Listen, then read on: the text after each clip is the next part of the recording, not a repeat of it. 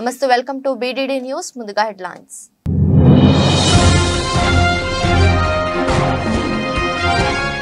మోదీ చేతుల మీదుగా అబుదాబిలో అతిపెద్ద హిందూ ఆలయం ప్రారంభం భోజ సన్వాసి అక్షర్ పురుషోత్తం స్వామి నారాయణ్ దేవాలయాన్ని ప్రారంభించిన భారత ప్రధాని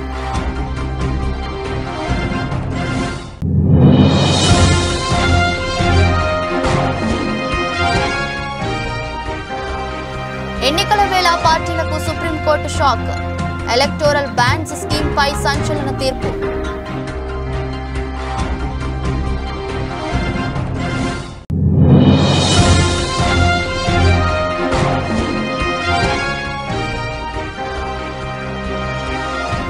నాలుగు దశాబ్దాల చరిత్రలో తొలిసారి ఏపీ రాజ్యసభ ఎన్నికల నుంచి టీడీపీ నిష్క్రమణ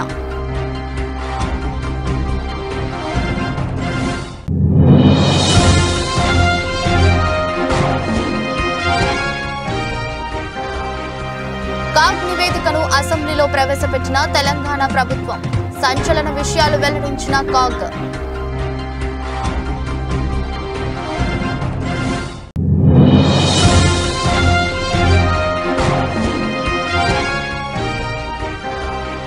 ఆదిలోనే టీమిండియాకు ఎదురు దెబ్బలు 3 వికెట్లు కోల్పోయిన రోహిత్ సేన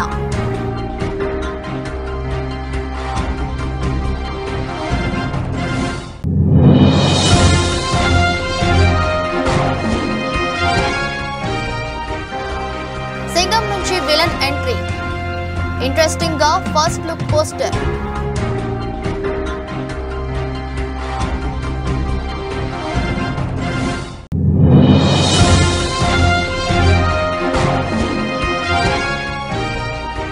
లాభాలతో ప్రారంభమైన స్టాక్ మార్కెట్లు 177 పాయింట్లు లాభపడి 72,000 వద్ద ట్రేడ్ అవుతున్న సెన్సెక్స్ అరబ్ దేశంలో అతిపెద్ద హిందూ దేవాలయం భారత ప్రధాని నరేంద్ర మోదీ చేతుల మీదుగా ప్రారంభమైంది. యునైటెడ్ అరబ్ ఎమిరేట్స్ రాజధాని అబుదాబిలో భోజ సన్వాసి అక్షర్ పురుషోత్తం స్వామి నారాయణ్ దేవాలయాన్ని మోదీ ప్రారంభించారు. అనంతరం మందిరంలో పూజా కార్యక్రమాల్లో పాల్గొన్నారు. 27 ఎకరాల విస్తీర్ణంలో భారతీయత శిల్పకళ ఉట్టిపడేలా నిర్మితమైంది స్వామి నారాయణ్ దేవాలయం. పశ్చిమాసియాలోనే అతిపెద్ద హిందూ ఆలయం ఇది. ఈ ఆలయం ఎత్తు 32.92 మీటర్లు, పొడవు 79.86 మీటర్లు, వెడల్పు 54.86 మీటర్లుగా ఉంది. దేవాలయానికి 7 గోపురాలున్నాయి. ఆలయ నిర్మాణంలో రాజస్థాన్ పాలరాయిని వాడారు. అబు మారిక్ ప్రాంతంలో 27 ఎకరాల స్థలంలో నగర శైలిలో మందిరం నిర్మాణం ఉంటుంది. ఇక్కడి ప్రార్థన మందిరంలో ఒకేసారి 3,000 మంది భక్తులు ప్రార్థనలు చేసుకునే అవకాశం ఉంది. దీంతో పాటు కమ్యూనిటీ సెంటర్, చిన్నపిల్లల పార్కు వంటివి ఏర్పాటు చేశారు. సనాతన ధర్మంలోని 8 గొప్ప లక్షణాలకు చిహ్నంగా దేవాలయ ముఖ ద్వారాలపై 8 శిల్పాలు తీర్చిదిద్దారు. హిందుస్థానియోं के दिल को जीत लिया.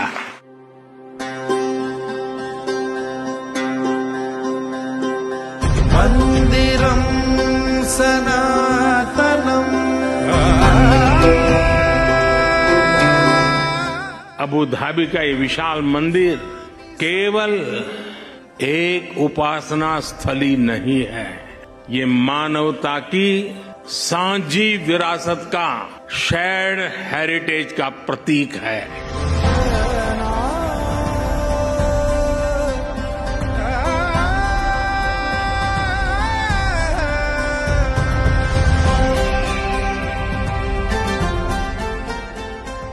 आने वाले समय में यहाँ बड़ी संख्या में श्रद्धालु आएंगे.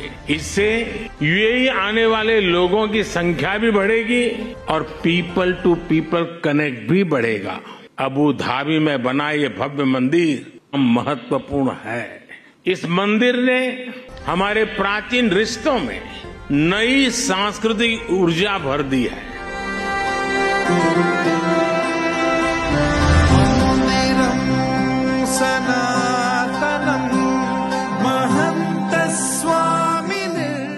मेरे मित्र ब्रह्मविहारी स्वामी कह रहे थे कि मोदी जी तो सबसे बड़े पुजारी है.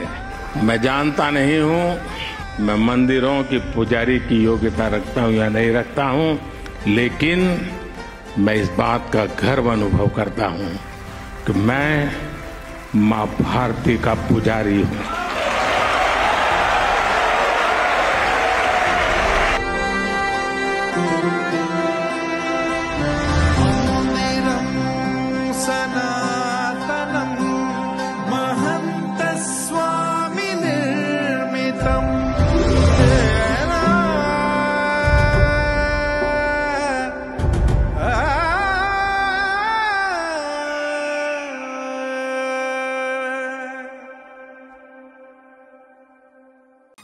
ఎలక్టోరల్ బాండ్స్ స్కీమ్ పై సుప్రీంకోర్టు రాజ్యాంగ ధర్మాసనం సంచలన తీర్పు వెల్లడించింది.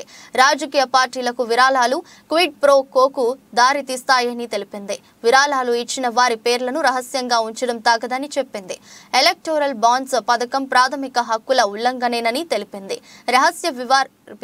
రహస్య విరాళాలు ప్రాథమిక హక్కుల ఉల్లంఘనేనని స్పష్టం చేసింది. ఎలక్టోరల్ బాండ్స్ జారీ చేయడాన్ని సుప్రీంకోర్టు నిలిపేయాలని సుప్రీంకోర్టు చెప్పింది. 2019 ఏప్రిల్ 19 నుంచి ఎలక్టోరల్ బాండ్స్ కొన్నవారి వివరాలను ఈసీకి సమర్పించాలని ఆదేశించింది. మార్చి 31 లోపు ఎన్నికల కమిషన్ ఎలక్టోరల్ బాండ్స్ వివరాలను వెబ్సైట్లో ఉంచాలని సుప్రీంకోర్టు చెప్పింది. ఎలక్టోరల్ బాండ్స్ విధానం సమాచార హక్కు ఉల్లంఘన కిందకే వస్తుందని తెలిపింది. ఎలక్టోరల్ బాండ్స్ చట్ట విరుద్ధమని తేల్చి చెప్పింది. 5 సభ్యుల రాజ్యాంగ ధర్మాసనం ఈ మేరకు ఏకగ్రీవ తీర్పు వెలువరించింది. బ్లాక్ మనీ నిర్మూలనకు ఎలక్టోరల్ బాండ్స్ ఒకటే మార్గం కాదని ఇతర అనేక మార్గాలు కూడా ఉన్నాయని తెలిపింది. సుప్రీంకోర్టు ప్రధాన న్యాయమూర్తి జస్టిస్ డివై చంద్రచూడ్ నేతృత్వంలోని 5 సభ్యుల రాజ్యాంగ ధర్మాసనం ఈ తీర్పును వెల్లడించింది. ఈ ధర్మాసనంలో జస్టిస్ డివై చంద్రచూడ్ తో పాటు justice Sanjiv Khanna, justice BR Gavai, justice JB Pardiwala, justice Manoj Mishra ఉన్నారు. లోక్సభ ఎన్నికలకు ముందు ఈ తీర్పుపై కీలకంగా మారింది. సుప్రీంకోర్టు రాజ్యాంగ ధర్మాసనం గత ఏడాది అక్టోబర్ 31 నుంచి ఈ కేసుపై విచారణ కొనసాగించింది. అన్ని పక్షాల వాదనలను విన్నాక తీర్పును రిజర్వ్ చేసింది. రాజకీయ పార్టీలకు విరాళాలు అందించేందుకు ఎలక్టోరల్ బాండ్ విధానాన్ని 2018 జనవరి 2న ఈ పథకాన్ని కేంద్ర సర్కారు నోటిఫై చేసింది. ప్రజా ప్రాతినిధ్యం చట్టం 1951లోని సెక్షన్ 29A కింద నమోదైన రాజకీయ పార్టీలు ఎలక్టోరల్ బాండ్లకు అర్హత కలిగి ఉన్నాయి. ఎలక్టోరల్ బాండ్ల ద్వారా నిధులు సేకరించాలంటే ఆ పార్టీలకు గత లోక్సభ లేదా అసెంబ్లీ ఎన్నికల్లో కనీసం 1% ఓట్లు వచ్చి ఉండాలన్న నిబంధన ఉంది. ఎలక్టోరల్ బాండ్ల ద్వారా గత 6.5 ఏళ్లుగా 9,188 కోట్లకు పైగా విరాళాలను ఆయా పార్టీలు సేకరించాయని అంచనా.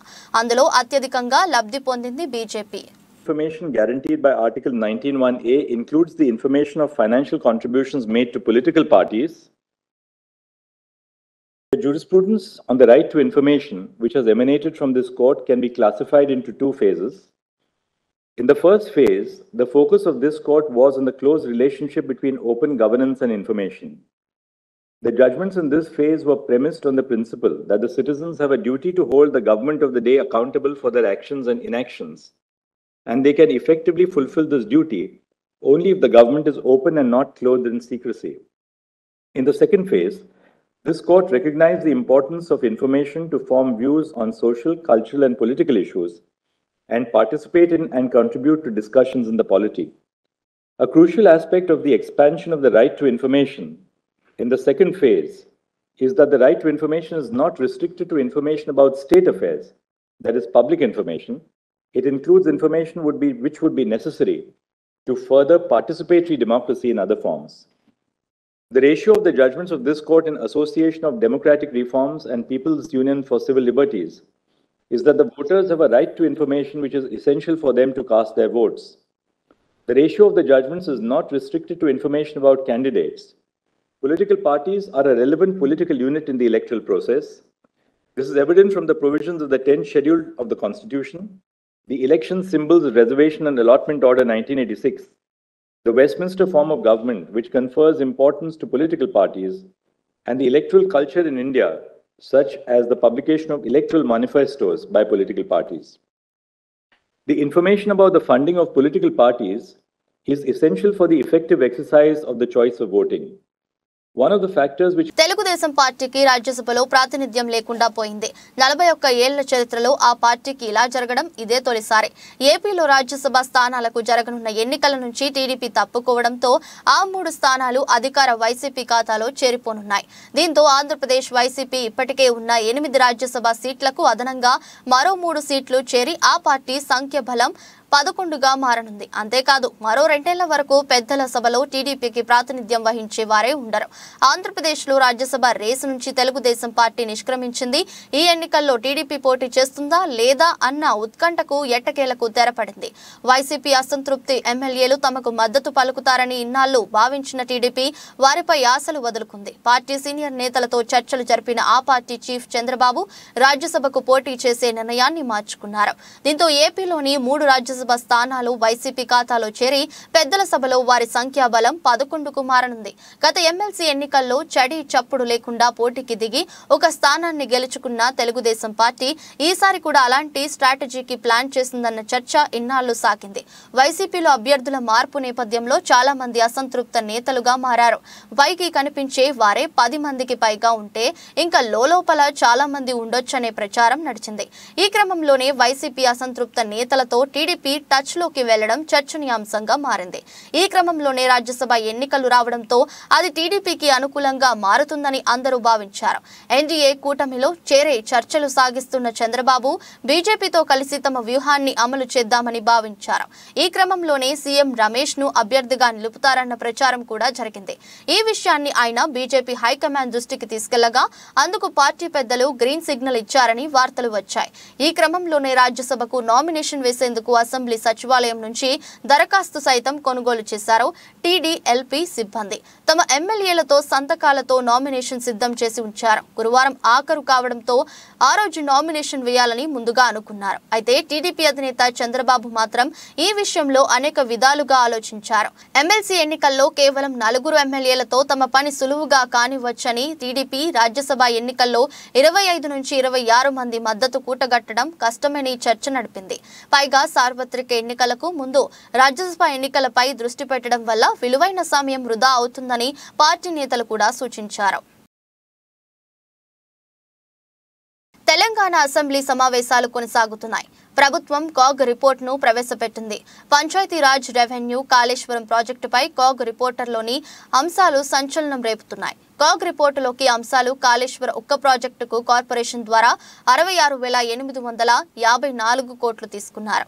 14 సంవత్సరాలలోగా కాళేశ్వరం ప్రాజెక్టుకు సంబంధించి 2,52,048 కోట్ల రూపాయలు తీర్చాల్సి ఉంటుంది. బడ్జెట్లో కేవలం ఖర్చయింది 77% మాత్రమే. రుణాల చెల్లింపునకు 1,45,545 కోట్లు అవుతుంది. రాష్ట్రం రెవెన్యూ లేటులో ఉంది. ఆ రెవెన్యూ లోటు మార్కెట్ నుండి తీసుకున్న రుణాల ద్వారా భర్తీ చేయాల్సి వచ్చింది. రిజర్వ్ బ్యాంకు నుంచి చేయబదుళ్ల కింద 67,174 కోట్ల అధిక వ్యయం ఉంది. 2022 మార్చి 31 నాటికి రాష్ట్రంలో 83 రాష్ట్ర ప్రభుత్వ రంగ సంస్థలు, 3 చట్టబద్ధమైన కార్పొరేషన్లు ఉన్నాయి. అందులో 8 విద్యుత్ రంగానికి చెందినవి కాగా మిగతావి విద్యుతేతర రంగాలు. 2022 మార్చి 31 నాటికి 39 ప్రభుత్వానికి సంస్థలు తీవ్ర నష్టాల్లో ఉన్నాయి. 2020 సంవత్సరానికి సంబంధించి 67 ప్రభుత్వ రంగ సంస్థల్లో కేవలం 12 మాత్రమే లాభాల్లో ఉన్నాయి. మిగతావి నష్టాల్లో ఉన్నాయని తెలిపింది.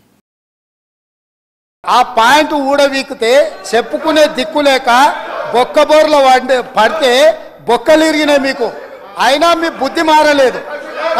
ఒక ముఖ్యమంత్రిని పట్టుకొని ఏం బికనిక పోయినవని అడుగుతారా అధ్యక్ష? ఇది పద్ధత? ఈ రాష్ట్రం 4 కోట్ల ప్రజలు ఓట్లేసి గెలిపించిన ముఖ్యమంత్రిని పట్టుకొని ఏం బికనిక పోయినవని అంటారా అధ్యక్ష? ఇదేనా తెలంగాణ సాంప్రదాయము? ఈరోజు నేను మళ్ళీ అడుగుతున్నా అధ్యక్ష, ఈరోజు మేడిగడ్డ మేడి పండులాక కుంగిపోతే మేడిగడ్డల నీళ్లు నింపడానికి అవకాశం ఉందా అధ్యక్ష? ఇవాళ మీరే సాగునీటి పారుదల శాఖ మంత్రులుగా పనిచేసారు కదా. చంద్రశేఖర్ రావు గారు, హరీష్ రావు గారు ఇద్దరు సాగునీటి పారుదల శాఖ మంత్రిగా పనిచేసారు కదా అధ్యక్ష. ఈరోజు వాళ్ళకే పెత్తనం ఇస్తాం, వాళ్ళనే చేయమని ఉండ్రి. ఈరోజు ఏ రకంగా మేడిగడ్డలో నీళ్లు నింపుతారో, మేడిగడ్డ నుంచి నీళ్లు ఎత్తి అన్నారంలో పోస్తారో, అన్నారంలో నుంచి సుందీలలో ఎట్లా పోస్తారో బాధ్యత వాళ్ళని తీసుకోమని ఉండ్రి అధ్యక్ష. ములుగు జిల్లాలో గట్టమ్మ ఎదురుపిల్ల సమ్మేళనం కార్యక్రమానికి ముఖ్య అతిథులుగా తెలంగాణ రాష్ట్ర పంచాయతీరాజ్, గ్రామీణాభివృద్ధి, స్త్రీ శిశు సంక్షేమ శాఖల మంత్రి డాక్టర్ ధనసరి అనసూయ సీతక్క పాల్గొన్నారు. ములుగు గట్టమ్మ దేవాలయ ప్రాంగణంలో ఆదివాసీ నాయకుపోడు సంఘం ఆధ్వర్యంలో ఏర్పాటు చేసిన గట్టమ్మ ఎదురుపిల్ల సమ్మేళనంలో మంత్రి సీతక్క మాట్లాడుతూ, జీవితంలో ఏం సంపాదించడం అన్నది ముఖ్యం కాదని, మన పూర్వీకులు మనకు సంపాదించిన సంస్కృతి సంప్రదాయాలను మనకు ఇచ్చారో మనం కూడా రాబోయే తరాలకు కూడా సంప్రదాయాలను ఇలాగే కొనసాగించాలని ఈ సందర్భంగా గుర్తు చేస్తూ, మీకు అన్ని విధాల సహాయ సహకారాలు అందించడానికి ఎప్పుడూ మీ తోడుగా, మీ ఆడబిడ్డగా ప్రతిక్షణం అందుబాటులో ఉంటానని అన్నారు. ఈ కార్యక్రమంలో మాజీ కేంద్ర మంత్రి పోరిక బలరాం నాయక్ తో పాటు ఆదివాసీ నాయకుడు, పోడు గ్రామ పెద్ద మనుషులు తదితరులు పాల్గొన్నారు. ఏం సంపాదించడం అని కాదు, ఎంత ఆచారాలు, సంస్కృతి, సాంప్రదాయాలు మన పూర్వీకులు మనకిచ్చిర్రో వాటిని మనం భవిష్యత్ తరాలకు కూడా చెక్కు చెదరకుండా ఇస్తేనే ఆ జాతుల యొక్క గొప్పతనం అనేది నిలబడుతుంది. ఇక్కడికి రాగానే డోలు సప్పులు సన్నాయిలు రాగానే ఏ డాన్స్ కాడి పోయినా నాకైతే కాలు కదలదు, కానీ ఈ డోలు కొడితే మాత్రము ఖచ్చితంగా ఒక మరి ఉత్సాహం వస్తుంది. ఎందుకంటే అది ఎక్కడివో నేను చూస్తూనే ఉన్నా, అటు మహారాష్ట్ర పో, ఛత్తీస్గఢ్ పో, మన జార్ఖండ్ పోయినా, మరి అదే విధంగా ఒరిస్సా పోయినా, ఏ రాష్ట్రం పోయినా ఆ డోలి అనేటువంటి సాంప్రదాయం ప్రతి చోట ఆదివాసీలలో అది నాయకపోడు కావచ్చు, లేకుంటే ఇంకోటి కావచ్చు, గోండు కావచ్చు, కోయ కావచ్చు, కానీ ఖచ్చితంగా ఉంది. ఎందుకంటే అది మనల్ని అందరినీ ఉత్సాహపరుస్తుంది, ఊపు తీసుకొస్తుంది. కష్టాలలో ఉన్నటువంటి వాళ్ళని కూడా కష్టాలు మర్చిపోయి మరి ఆట పాట అనేది ఒక సంబరాన్ని ఇస్తుంది. అట్లాంటి ఆట పాటలతోటి దేవుళ్ళను కొలిచేటువంటి సంస్కృతి ఈ రోజు మనకున్నది. కాబట్టి ఒకప్పుడు మరి ఒక చెట్టు పుట్టకే ఉండే, ఈ రోజు సమ్మక్క సారలమ్మ కాడికి పోయే ప్రతి ఒక్కరు కూడా గట్టమ్మ దగ్గర ఆగి మొక్కుకుంటున్నటువంటి పరిస్థితి. కొన్ని సమస్యలు ఉన్నాయి, కొన్ని బార్డర్ సమస్యలు, లేకుంటే కొన్ని కుల సమస్యలు, అంతర్గతమైనటువంటి సమస్యలు ఉన్నాయి. రాను వాటిని కూడా పరిష్కరించుకొని పడంపేట, మీర్పేట కార్పొరేషన్లలో మాయమైన చెరువులను మళ్లీ రిస్టోర్ చేసేలా, కబ్జాదారులపై పీడీ యాక్ట్ కేసులు నమోదు చేసేలా చర్యలు తీసుకుంటామని హెచ్చరించారు మహేశ్వరం నియోజకవర్గం కాంగ్రెస్ ఇన్ఛార్జి కిచ్చన్నగారి లక్ష్మారెడ్డి.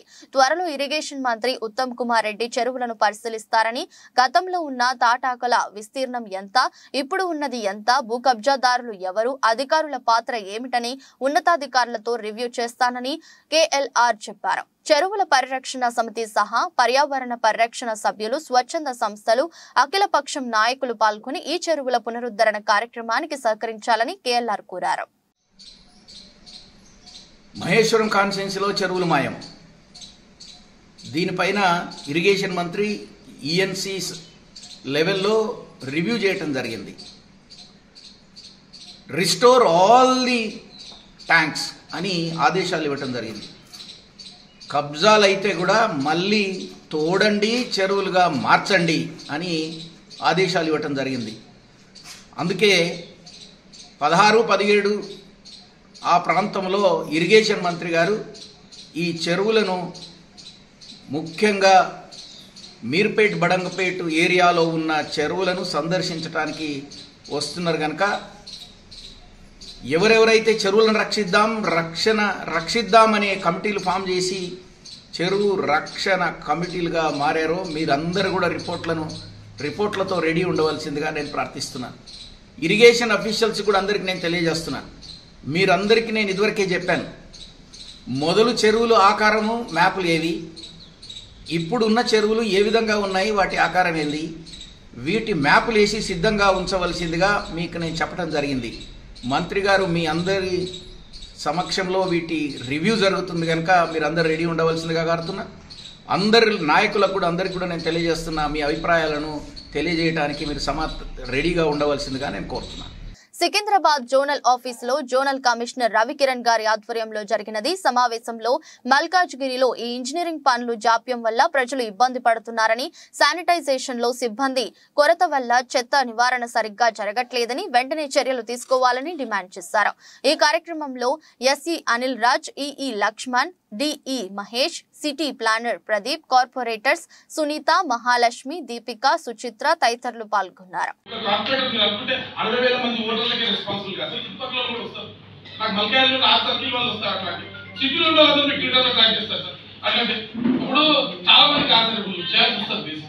ఎందుకు ఇంత చేస్తే ఏం సార్ ఈ మనుషులమా మేము ఏంటి మేము ఎంత గుర్తు తెచ్చుకోవాలి సార్ అనే డేటా ఇవ్వరు. పోనీ కాంట్రాక్టర్ చేసిన పీక్ అవతల పడింది. అదే ఇక్కడ ఉన్న కమిషనర్ గారికి కాంట్రాక్టర్లు చేయాలంటే నిజంగా జెన్యూన్ కాంట్రాక్టర్ చేయడం 5 వర్క్ చేద్దాం నేను లెక్క ఇచ్చిన 2 వర్క్ చేయండి అని చెప్పి లెక్క ఇచ్చిన రిటర్న్ అసార్కి ఇచ్చిన లేదు ఆ కాంట్రాక్ట్ మేము పెట్టాము అంటారు. సరే పెట్టారు. మరి అట్లాంటప్పుడు ఫ్రెష్ ఇంజనీరింగ్ గ్రాడ్యుయేట్స్ మేస్త్రీ చేస్తున్నట్టు డబ్బులు పెట్టేటప్పుడు చాలా మంది రోడ్ల మీద ఫ్రీ ఓపెన్ రిజిస్ట్రేషన్ చేయండి పీడబ్ల్యూ పెట్టేసి జిహెచ్ఎంసీతో అగ్రిమెంట్ చేసి ఆన్లైన్ లో పెట్టారు సార్. చాలా మంది వస్తారు, మేము తీసుకొస్తాం. చాలా మంది నిరుద్యోగులు ఉన్నారు సార్ రోడ్ మీద, చాలా మంది నిరుద్యోగులు ఉన్నారు సార్, డబ్బులు పెట్టేటోళ్ళు ఉన్నారు సార్. రోడ్ మీద సీసీ రోడ్ మేస్త్రీ ఇల్లు కట్టే మేస్త్రీ సీసీ రోడ్ లేరా, గోడ కాంపౌండ్ వాళ్ళు కట్టలేరా, కమిటీ వాళ్ళు కట్టలేరా, చెప్పండి. ఇప్పుడు కాంప్లెక్స్ వర్క్స్ నాలుగు సంబంధించిన గ్రావిటీ ఇలాంటి ఇష్యూస్ ఏమన్నా వాళ్ళు డీల్ చేయలేకపోవచ్చు. అలాంటి ఇష్యూకి స్పెసిఫిక్ ఎక్స్పీరియన్స్ కావాల్సింటే అక్కడ నామ్స్ పెట్టి తీసుకోండి. కానీ చిన్న వర్క్లు చిన్న స్పీడ్ బ్రేకర్ లేడాకో లేకపోతే కాంపౌండ్ వాల్ పెట్టడాకో కమిటీ పెట్టడాకో ఎవరైనా కడతారు. దాంట్లో పెద్ద బ్రహ్మ ఇచ్చారు. అదేమన్నా ఎవరైనా కడతారు సార్. మాకు తీసుకోండి. మరి అక్కడ మిగతా వాళ్ళందరికీ అవకాశాలు ఇవ్వండి. డబ్బులు పెట్టేటప్పుడు దీన్ని మన కమిషనర్ గారు కూడా చెప్పాను. మాకు పెడతాను. మీ ద్వారా మళ్ళీ ఒకసారి దీన్ని గట్టిగా తీసుకోవాలని కోరుతున్నాను సార్.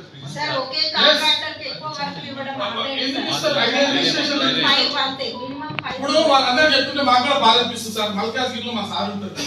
ఇదా సార్ మా వర్క్ చెప్పండి.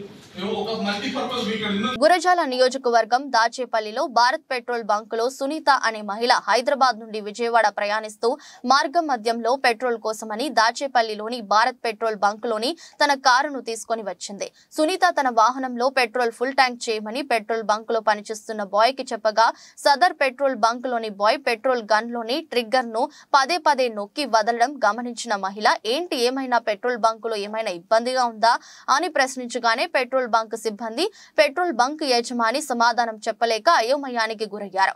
దాచేపల్లి భారత్ పెట్రోల్ బంక్ పై అధికారులు చర్యలు తీసుకోవాలని సునీత అనే మహిళ తెలిపారు. అది పట్టుకొని ఇది ఎట్లా ఆడుకోవటం నాకు అర్థం కాలేదు. నేను థ్యాంక్ఫుల్ చెప్పాను. అది థ్యాంక్ఫుల్ ఆటో స్టాప్ అవ్వాలి. అది అవ్వట్లేదు. The employee is saying that the gun is not working. So I want to understand since how long the gun is not working and how much petrol have passed through this. So this is a clear case of fraud happening here. And maybe not this petrol pump, I don't know how many, but this is happening for sure here. You are not supposed to touch the gun once the limit is set in the meter. Why is he playing with the gun? That's my question. G22 Wargal మండల కేంద్రం అయిన Kondapochamma project నుండి Sangareddy canal కు నీళ్లను విడుదల చేయాలని మాజీ FTC chairman Vanteru Pratap Reddy ప్రభుత్వాన్ని డిమాండ్ చేశారు. సిద్దిపేట జిల్లా వర్గల్ మండలంలోని గౌరారం వద్ద సంగారెడ్డి కెనాల్ వద్ద బీఆర్ఎస్ నాయకులతో కలిసి ధర్నా చేపట్టారు. యాసంగి పంటకు సరిపడా నీళ్లను వదలాలని, కొండపోచమ్మ ప్రాజెక్టు నుండి హల్దీ వాగు నుండి రామాయంపేట, మెదక్, నిజాం సాగర్ వరకు కాల్వ చుట్టుపక్కల ఉన్న రైతులకు సాగునీరు అందించాలని డిమాండ్ చేశారు. ఉమ్మడి మెదక్ జిల్లా డీసీసీబీ చైర్మన్ చిట్టి దేవేందర్ రెడ్డి మాట్లాడుతూ మాజీ ముఖ్యమంత్రి కేసీఆర్ రైతుల సంక్షేమం కోసం కృషి చేశారని, ఎన్నికల హామీలు నెరవేర్చకుండా గత ప్రభుత్వాలను విస్మరించుకున్నారని, సబబు కాదని చేతనైతే ఇచ్చిన హామీలు అమలు చేయాలని ఆయన ప్రభుత్వాన్ని డిమాండ్ చేశారు. ఇవాళ కొండపోచమ్మ సాగర్ ఉంది.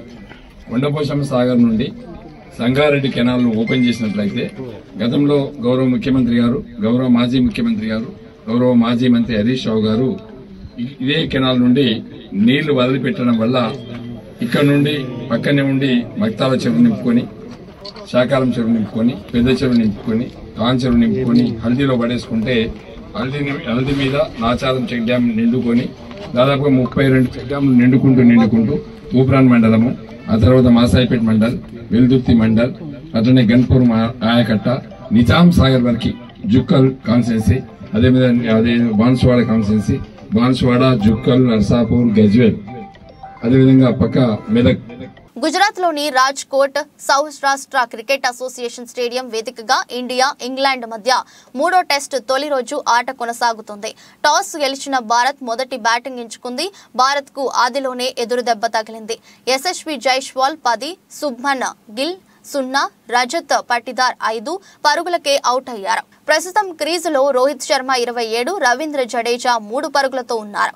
టీమిండియా స్కోరు 13 ఓవర్లకు 49/3గా ఉంది. కాగా టెస్టుల్లోకి సర్ఫరాజ్ ఖాన్, ధ్రువ్ అరంగేట్రం చేశారు.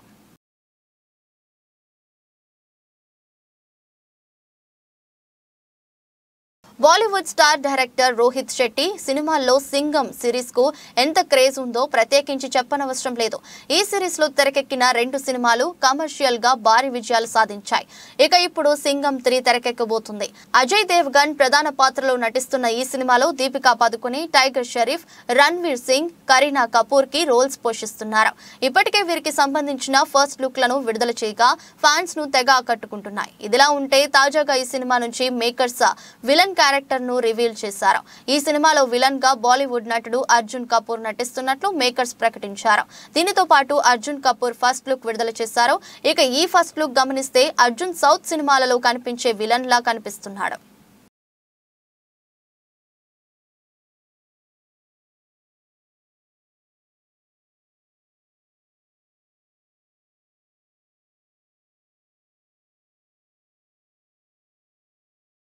దేశీయ స్టాక్ మార్కెట్ సూచీలు ఇవాళ లాభాలతో ప్రారంభమయ్యాయి. ఉదయం 9:21 సమయంలో సెన్సెక్స్ 177 పాయింట్లు లాభపడి 72,000 వద్ద ట్రేడ్ అవుతుంది. నిఫ్టీ 48 పాయింట్లు పుంజుకొని 21,888 దగ్గర కొనసాగుతుంది. సెన్సెక్స్ 30 సూచీలో Wipro, NTPC, Infosys, TCS, Tata Motors షేర్లు లాభాల్లో ఉన్నాయి. HUL, Nestle India, UltraTech Cement, Maruti, Power Grid షేర్లు నష్టాల్లో కొనసాగుతున్నాయి.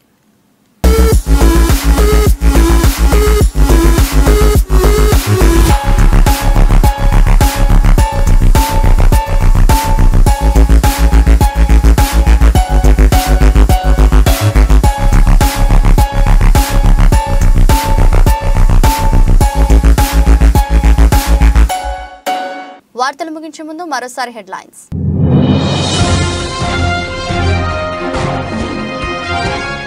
మోదీ చేతుల మీదుగా అబుదాబిలో అతిపెద్ద హిందూ ఆలయం ప్రారంభం. బోచ సన్వాసి అక్షర్ పురుషోత్తం స్వామి నారాయణ్ దేవాలయాన్ని ప్రారంభించిన భారత్ ప్రధాని.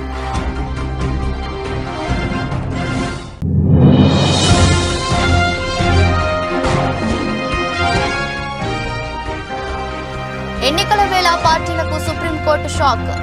ఎలక్టోరల్ బ్యాన్స్ స్కీమ్ పై సంచలన తీర్పు.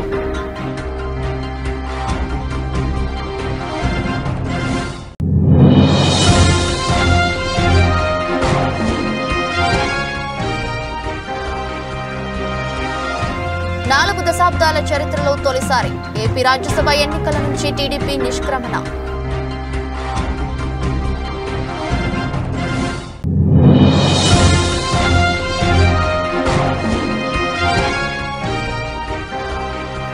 కాగ్ నివేదికను అసెంబ్లీలో ప్రవేశపెట్టిన తెలంగాణ ప్రభుత్వం. సంచలన విషయాలు వెల్లడించిన కాగ్.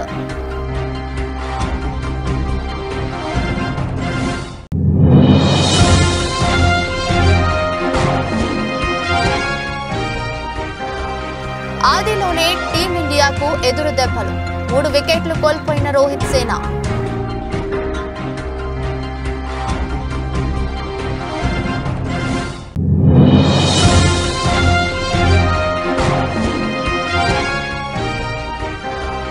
సింగం నుంచి విలన్ ఎంట్రీ. ఇంట్రెస్టింగ్ గా ఫస్ట్ లుక్ పోస్టర్.